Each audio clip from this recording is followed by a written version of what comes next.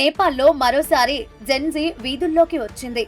నేపాల్లో 25 ఏళ్ల ride sharing driver Ganesh మృతి దేశవ్యాప్తంగా నిరసనలకు దారితీసింది.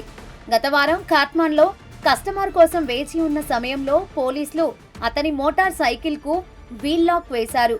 దీంతో తీవ్ర మనస్తాపానికి గురైన గణేష్ ఒంటిపై పెట్రోల్ పోసుకొని నిప్పంటించుకున్నాడు. వెంటనే ఆసుపత్రికి తరలించినప్పటికీ మరుసటి రోజు చికిత్స పొందుతూ మృతి చెందాడు. ఈ ఘటనతో ఇప్పటికే ప్రభుత్వంపై ఉన్న అసంతృప్తి ఒక్కసారిగా బయటపడింది. గత వారం కాట్మాండ్ పోలీసులు తన బైక్ చక్రానికి తాళం వేయడంతో గణేష్ అనే 25 ఏళ్ల రైడ్ షేరింగ్ డ్రైవర్ ఒంటికి నిప్పంటించుకొని ఆత్మహత్యకు పాల్పడ్డాడు. కొన్ని నెలల క్రితమే యువత మద్దతుతో భారీ మెజారిటీతో గెలుపొందిన బాలేంద్ర షా ప్రభుత్వంపై ఇప్పుడు అదే జెన్జీ తరం ఆగ్రహం వ్యక్తం చేస్తోంది. గత ప్రభుత్వంపై తిరుగుబాటు చేసి మార్పు కోసం నిలిచిన యువతే ఇప్పుడు అధికారంలోకి వచ్చిన ప్రభుత్వాన్ని జవాబుదారీతనం కోరుతూ వీధుల్లోకి దిగడం ప్రాధాన్యం సంతరించుకుంది. ఆదివారం వందలాది మంది సింగ్ దర్బార్ సచివాలయం వద్ద ఆందోళన చేపట్టారు. పేదలపై దౌర్జన్యాలు ఆపండి, మానవ హక్కులను గౌరవించండి వంటి నినాదాలతో ప్లకార్డులు ప్రదర్శించారు. అక్రమ అరెస్టులను నిలిపివేయాలని, నిర్వాసితులకు ఆశ్రయం కల్పించాలని, ప్రభుత్వం అనుసరిస్తున్న విధానాలను మార్చాలని డిమాండ్ చేశారు.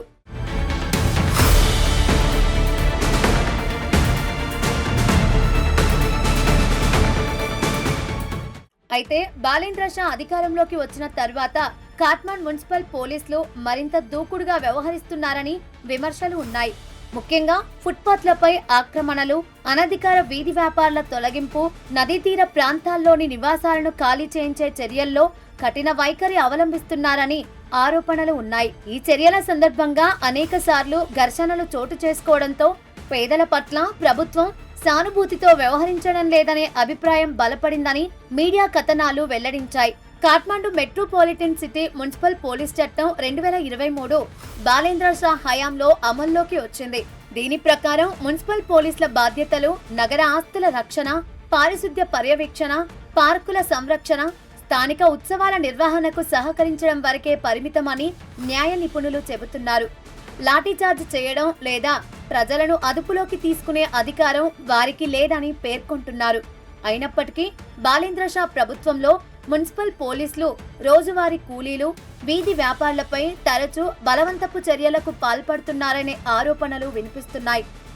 అలాంటి ఘటనలకు సంబంధించిన వీడియోలు గత కొంతకాలంగా సోషల్ మీడియాలో వైరల్ అవుతున్నాయి. ఇప్పుడు గణేష్ మృతి ఆ అసంతృప్తికి మరింత ఆజ్యం పోసి నేపాల్లో మరోసారి భారీ నిరసనలకు కారణమైంది.